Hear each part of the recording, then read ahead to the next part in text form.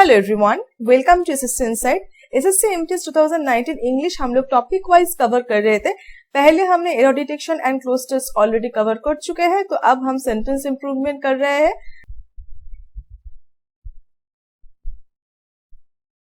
देखिए, लेटेस्ट जो TCS pattern का क्वेश्चन है एमटीएस 2019 के बेसिस पे मैंने ये क्वेश्चन का डिस्ट्रीब्यूशन बनाया है। तो यहाँ से आप देख सकते हो कि कितने चैप्टर से कितना नंबर ऑफ क्वेश्चंस आता है। तो अब हम कर रहे हैं इंप्रूवमेंट ऑफ सेंटेंसेस, तो इससे 3 क्वेश्चंस आता है आउट ऑफ 25। तो चलिए आज का सेशन शुरू करते हैं।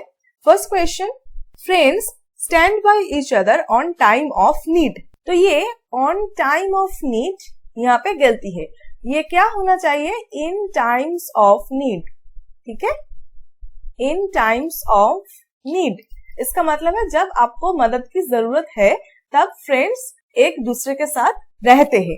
ठीक है, तो यहाँ पे होगा इन टाइम्स ऑफ नीड, ये ऑन टाइम ऑफ नीड नहीं होता, ये इन टाइम्स ऑफ नीड होता है जब हेल्प इज नीडेड। तो यहाँ पे इन टाइम्स आएगा, first one is the correct option. Next देखिए, in his coming film the Spiderman will be seen in European cities. अब देखिए ये बोल रहे हैं कि इन हिज कमिंग फिल्म, मतलब जो फिल्म अभी भी रिलीज नहीं हुई है, फ्यूचर में होगा, वहां पे Spiderman will be seen in European cities. तो जब अभी भी रिलीज नहीं हुआ है ये फिल्म, तो ये तो फ्यूचर में होने वाला है, तो इसलिए will be scene is absolutely fine, ये विल बी सीन में कोई गलती नहीं है। तो इसलिए ये सब जो ऑप्शन है ये नहीं है, ये एकदम अप्रोप्रिएट ऑप्शन है, तो इसलिए नो इम्प्रूवमेंट होगा। Second one is the correct option. You must apologise with him for this. अब यहाँ पे प्रपोजिशन की गलती है, यहाँ पे विथ नहीं आता है, यहाँ पे आता है apologise to. You must apologise to him for this, यहाँ पे प्रपोजिशन की एरर है, यहाँ पे एपोलोजाइज के साथ टू बैठता है। ठीक है, तो इसलिए fourth one is the correct option. He lives in this remote colony since 2001।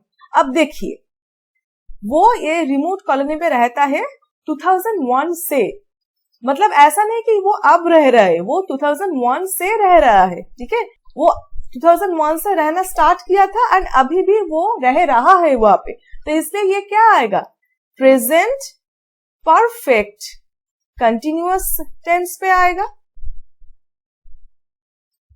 ठीक है, प्रेजेंट परफेक्ट कंटिन्यूअस टेंस पे आएगा। आपको ग्रामर की प्लेलिस्ट आपको आई बटन में मिल जाएगा, वहां पे टेंस की फुल हमने वहां पे पढ़ाया है, तो आप वहां पे टेंस का वीडियो देख सकते हो। ठीक है, तो इसलिए first one is the correct option की वो 2001 से रहना वहां पे स्टार्ट किया एंड इतने साल वो रहते थे वहां पे एंड अभी भी वो रह रहा है वहां पे। ठीक है, तो इसलिए प्रेजेंट परफेक्ट कंटिन्यूअस आएगा, इसलिए he has been living in this remote colony since 2001। Okay, अच्छा अब एक बात बताइए, सिंस एंड फॉर के बीच में कब कहाँ बैठता है आपको पता है ना। सिंस का क्या होता है, सिंस है पॉइंट ऑफ टाइम के लिए।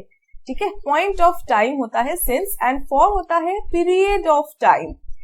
एक टाइम स्पैन की बात जब आप करते हो तब हम फॉर यूज करते हैं, बट एक पॉइंट ऑफ टाइम की जब बात करते हो तब आप सिंस यूज करते हैं। जैसे बोलते हैं सिंस 15th मई, ओके, ऐसे बोलते हैं सिंस फ्राइडे। जैसे यहाँ पे बोला गया है कि सिंस 2001, ये एक पॉइंट ऑफ टाइम है कि इस दिन से। ओके, एंड फॉर कब होता है, फॉर एक टाइम स्पेन के लिए, जैसे कि फॉर 15 डेज ऐसे। ठीक है, फॉर 2 months ऐसे। ठीक है, तो एक टाइम स्पेन के लिए हम फॉर यूज करते हैं एंड एक पॉइंट ऑफ टाइम के लिए हम सिंस यूज करते हैं। ठीक है, ये याद रखना कंसेप्ट। अच्छा, तो इसके लिए first one is the correct option होगा। नेक्स्ट देखिए, he not only speaks Hindi fluently but English as well as. अब देखिए, आप जानते हो कि नॉट ओनली के साथ क्या आता है, सिर्फ बट आएगा यहाँ पे, नहीं, ये कंजंक्शन है, नॉट ओनली बट ऑल्सो। ठीक है, नॉट ओनली के साथ बट ऑल्सो एक साथ ही आएगा, यहाँ पे एक साथ ही बैठेगा एंड एक साथ बैठने के लिए यहाँ पे कौन सा होगा, सेकेंड वन होगा, बट ऑल्सो इंग्लिश, ये वाला ऑप्शन होगा। So he not only speaks Hindi fluently but also English as well as, so second one is the correct option. अच्छा, अब देखिए, my car broke off on my way to home, तो ये क्या हुआ, फ्रेजल वर्ब हुआ।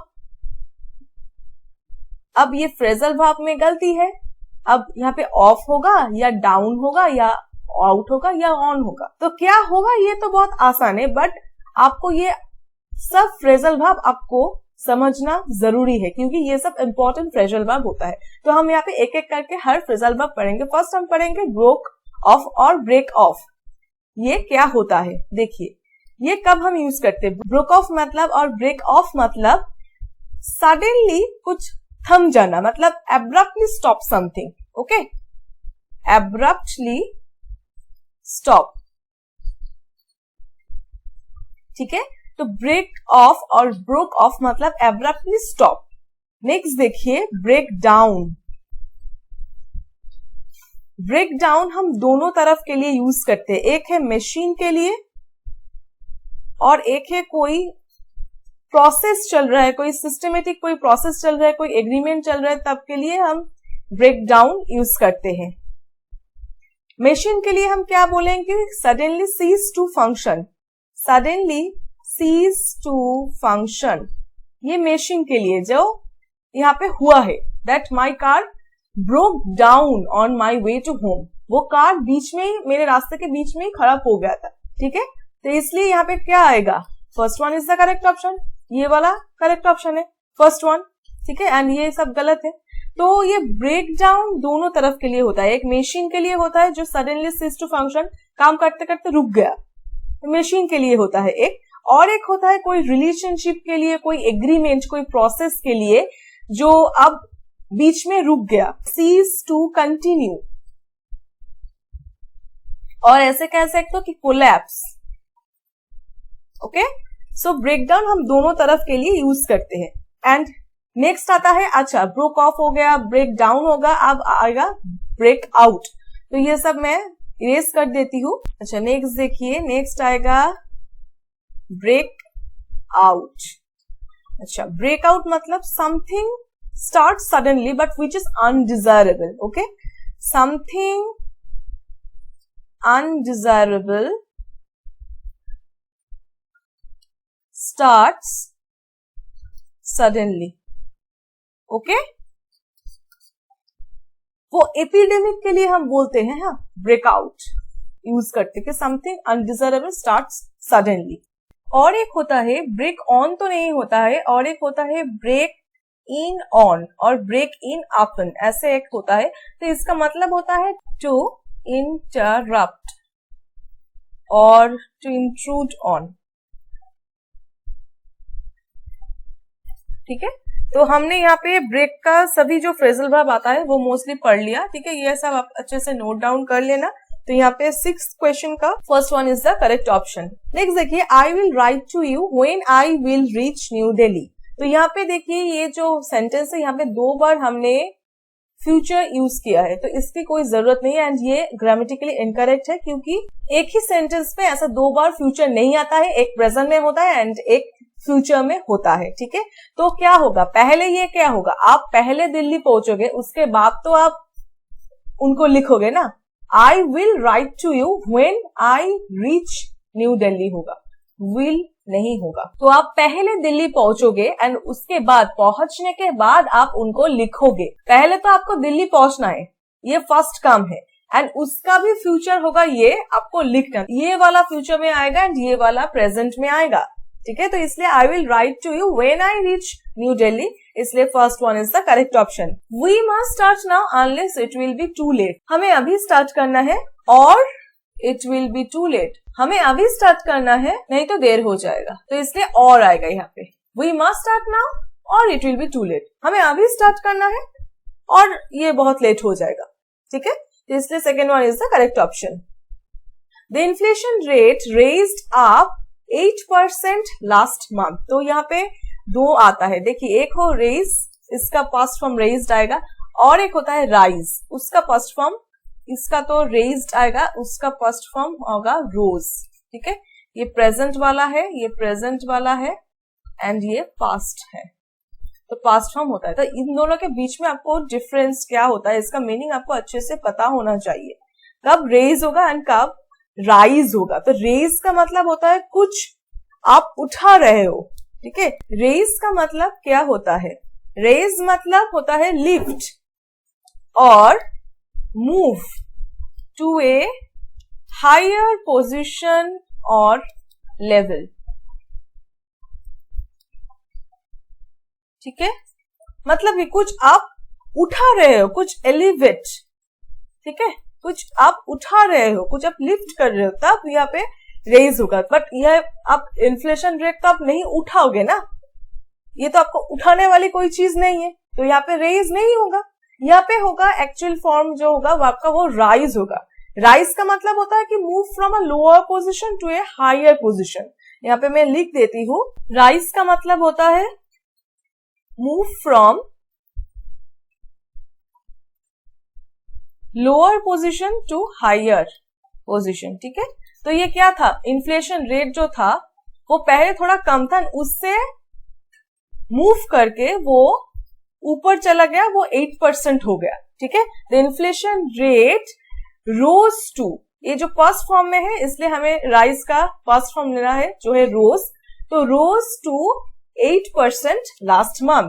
वो इसको किसने उठाया नहीं ना, रेट तो किसने उठाया नहीं, वो राइज हो गया, राइज हो गया लास्ट मंथ से, राइज हो गया। लास्ट मंथ जो था वो इससे कम था, इससे ज्यादा वो राइज होके 8% हो गया। ठीक है, इसलिए the inflation rate rose to 8% last month. Last question में हम चले आए, देखिए, a study suggest that women is good at handling emotions than men. अब देखिए यहाँ पे इसमें भी प्रॉब्लम हो सकता था, क्योंकि यहाँ पे वुमेन इसके साथ मेन प्लूरल की यहाँ पे कंपैरिजन हो रहा है। अगर कंपैरिजन होगा तो दोनों ही आइदर सिंगुलर में रहेगा, नहीं तो प्लूरल में रहेगा।